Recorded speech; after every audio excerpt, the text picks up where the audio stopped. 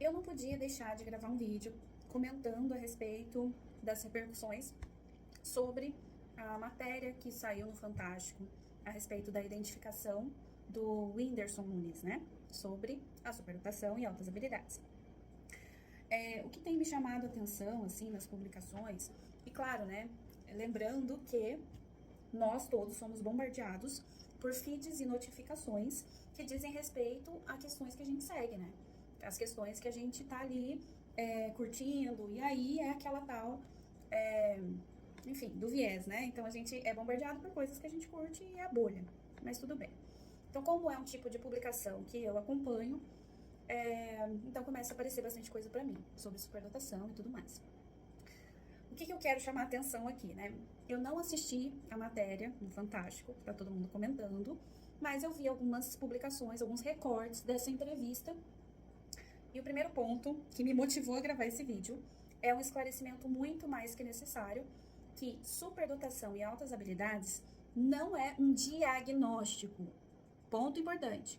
Não é. Diagnóstico é só para patologia, doença, transtorno. E superdotação e altas habilidades não é um transtorno, não é uma patologia, mas é uma condição, é uma característica, tá? Do cérebro. E é uma neurodivergência, mas não é um transtorno, não é uma patologia, por isso a gente não pode dizer que uma pessoa foi diagnosticada com superdotação e altas habilidades. O correto é a gente falar que a pessoa foi identificada. Ponto. Isso é o correto. Eu tive uma identificação porque eu fiz uma avaliação neuropsicológica. Eu fui identificada com altas habilidades de superdotação, que é conhecido como AHSD, porque eu fiz uma avaliação neuropsicológica e o resultado deu isso.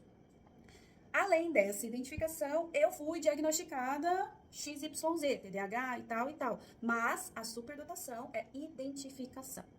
Ponto. Então, esse é um ponto importantíssimo. Outro ponto a ser esclarecido, que eu não acompanhei a entrevista, eu não vi, eu não sei mesmo os detalhes. Mas eu sei um vídeo que ele publicou, né, nas redes sociais dele, e eu entendi um pouquinho do caso dele. O que é importante a gente esclarecer? Quando a superdotação é identificada na fase adulta, a gente tem uma série de possíveis comorbidades envolvidas.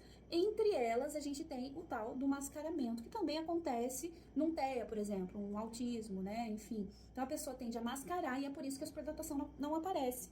E se a pessoa tem um TDAH junto, não vai aparecer, entendeu? Então, vai ser difícil de identificar, né? Principalmente se a pessoa não faz avaliação. E é o que acontece com a maioria das pessoas. E a gente tá falando mais disso porque, enfim, temos informações. Que bom, é o lado positivo, né, das tecnologias ou do excesso de informações. Vamos trazer um lado positivo para tudo. Mas o que é importante a gente esclarecer aqui também? A situação dele é que foi descoberta, né, ele descobriu a superdotação tardiamente, na fase adulta. E a descoberta na fase adulta pode vir com situações inusitadas. Ninguém vai chegar e vai dizer, eu acho que eu tenho superdotação e vou buscar uma identificação. Às vezes, a pessoa, que foi um pouco do que aconteceu comigo. Eu fui para terapia lá em 2017 para tratar de outras questões que estavam me incomodando, que envolviam uma série de coisas, né? Enfim, até mesmo um pensamento mais complexo, às vezes até uma certa rigidez.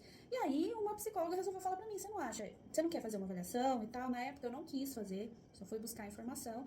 E aí, anos mais tarde, agora, né, nesse ano, que eu fui buscar e tive a identificação. Mas o ponto não é esse. O que acontece com a maioria das pessoas, que leva elas a isso, envolvem outras características que são características da superdotação, como a intensidade emocional, que eu vi um pouquinho, que é o caso dele. Então, intensidade emocional, profundidade emocional, que também tem diferenças. Então, viver as coisas intensamente pode gerar o quê? Compulsão, pode gerar uma série de condições. Então, até mesmo hiperfoco em alguma coisa que às vezes é negativa e uma espécie de compensação de algum estresse ali devido a esse excesso de pensamentos, né, que gera uma sobrecarga. Então, a própria pessoa pode se sobrecarregar com ela mesma, ela não precisa do outro, não. Então, tudo isso foi o que levou ele, né, o que o levou a descobrir tudo isso, né, descobrir essa condição, sendo internado por conta de uma compulsão com bebida, né, que é vício em bebida alcoólica. E aí é interessante a gente pensar por esse lado, a necessidade de um suporte também para quem tem superdotação e altas habilidades, não no sentido de ser uma patologia, mas no sentido de que é um cérebro que funciona diferente, em alta velocidade de processamento de tudo o tempo todo, até em silêncio, até a pessoa ficando quieta na dela, né? Que pode gerar uma sobrecarga. Sobrecarga de estímulos, porque tudo também pode estimular, pensar, pensamento arborizado, né? Então, uma série de condições. No caso dele, né? Então, e aí é legal, o que eu achei legal é que houve mais esclarecimentos a respeito desse assunto. E aí que eu acho que é legal a gente entrar, né? Que a superdotação não é aquela pessoa que é boa em tudo. Isso eu achei muito bom ter sido falado, que eu vi um trecho lá da matéria. Então é isso. No caso dele, ele é um superdotado, provavelmente ligado à arte, né? Ele tem habilidades ali. E pelo que eu vi algumas entrevistas dele também, eu não o acompanhava antes disso, né? Depois que ele se manifestou a respeito dessa condição, que eu comecei a acompanhar para ver um pouquinho dele. Mas, pelo que eu vi algumas entrevistas dele, eu percebo que ele é uma pessoa que se aprofunda mesmo, e essa profundidade nos conhecimentos tem a ver com a superdotação, né? Enfim, então, esses esclarecimentos, né, todos, só por esses esclarecimentos, a entrevista valeu. Mas eu achei bem interessante e pertinente eu esclarecer essa questão, né, da identificação versus diagnóstico. Então, que tem diferença e é importante a gente saber como diferenciar isso e entender o porquê disso, porque não é uma patologia, né? Mas, mesmo não sendo, precisa sim de suporte, por tudo isso que a gente viu no caso dele. Que legal que ele está sendo um exemplo. E isso eu acho muito legal, muito bacana também, porque também é uma característica, né? O superdotado já é assim, a pessoa que tem a AHSD, ela descobre um conhecimento e ela quer passar adiante, ela não quer guardar para ela. Isso é legal, né? Então ela quer compartilhar, olha, descobri isso aqui, me ajudou muito, e quer ajudar outras pessoas com isso. E é um pouco do que ele tá fazendo, né? Nossa, olha só, descobri que é isso, descobri o universo. Vamos lá, galera, é isso aqui. Vamos trabalhar em cima disso, né? Vamos melhorar isso daí. Então, isso aí é algo bem bacana da parte dele, né? O que ele tem feito de movimentos em cima disso a partir da identificação. Enfim, eu acho que é isso que eu queria esclarecer nesse vídeo. Acho importante a gente falar mais desse assunto, né? E esse diagnóstico na infância ainda é importante.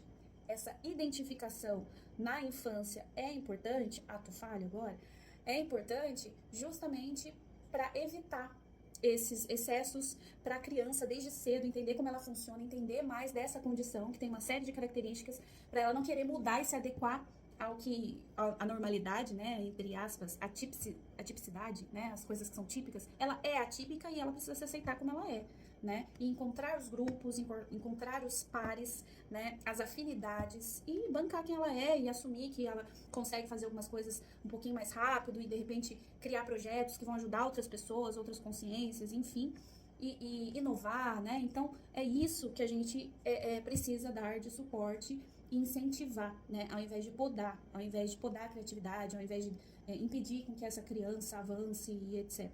Então, descobrir de uma forma precoce é importante para evitar traumas, porque eu já falei em algum vídeo, não lembro qual, mas sobre isso, porque justamente pelo superdotado ter uma velocidade de processamento em tudo que ele coloca a atenção, quase tudo, né, enfim, que ele pensa, no caso, a tendência é ele retraumatizar com os próprios traumas, porque ele fica reprocessando o tempo todo sozinho com o pensamento dele, aquilo que ele já viveu, e aquilo vai se tornando cada vez pior, né? Se ele não trata, então se ele passa por traumas lá na infância, aquilo vai ficar impregnado de um jeito que aí pode gerar várias outras sequelas, vamos dizer assim, né, psiquiátricas, alguns transtornos de ansiedade, depressão, várias outras condições, porque é tudo muito intenso, além dessa velocidade de reprocessamento que pode gerar uma retraumatização, sem ele precisar fazer nada, né, buscar ajuda nenhuma, ele sozinho já faz isso. Então, ou nem precisar interagir, porque ele sozinho já faz isso, né. Da mesma forma acontece com aprendizados, né? Então, assim, ao mesmo tempo que ele aprende muito rápido, ele traumatiza muito rápido por conta justamente dessa facilidade com aprender. Um trauma é um aprendizado mais negativo. A gente, né, aprende por associação e também traumatiza por associação, né? Então, é isso. Enfim, então, por tudo isso, a identificação precoce é importante e, de novo, vale lembrar, apesar do meu ato falho aqui enquanto eu falava, não é diagnóstico superdotação, é identificação, ok?